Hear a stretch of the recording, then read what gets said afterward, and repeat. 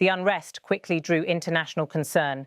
Nepal, wedged between India and China, holds strategic importance in South Asia. Both New Delhi and Beijing urged restraint, fearing that instability could spill across borders.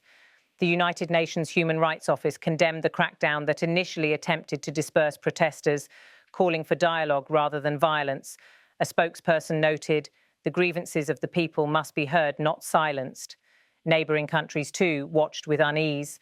For India, instability in Nepal poses risks of refugee flows and border unrest. For China, unrest in Kathmandu threatens its Belt and Road projects that cut through Nepal's rugged terrain.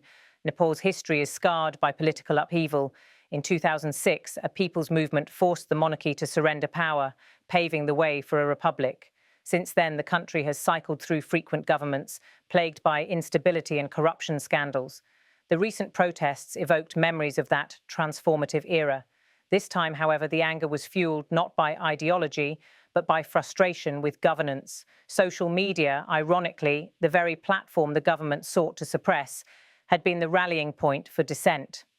On the evening of September 9th, Kathmandu's air was thick with smoke. Journalists described supermarkets looted, parliament ablaze, and the president's residence surrounded by angry crowds. Some protesters armed themselves with sticks and even firearms. Video footage showed mobs smashing motorbikes together and setting them alight, while others torched cars on the streets. Police lines broke down repeatedly. For many residents, the city had become unrecognizable. Local shopkeeper Ramesh Shrestha described the fear. "I closed my shop in the afternoon, but by evening the smoke was everywhere, and we could hear explosions, see fire in every direction. It felt like the city had no government anymore." By late night, the Prime Minister issued a statement. In it, he admitted that he could no longer govern effectively amid the crisis. His resignation, he argued, was necessary to prevent further bloodshed. Political analysts noted that while his departure may have calmed the streets temporarily, it left a dangerous vacuum. With no clear successor, Nepal's fragile institutions face a daunting challenge.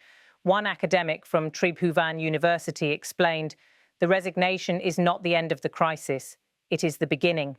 Unless the next government confronts corruption and restores public trust, these protests will return."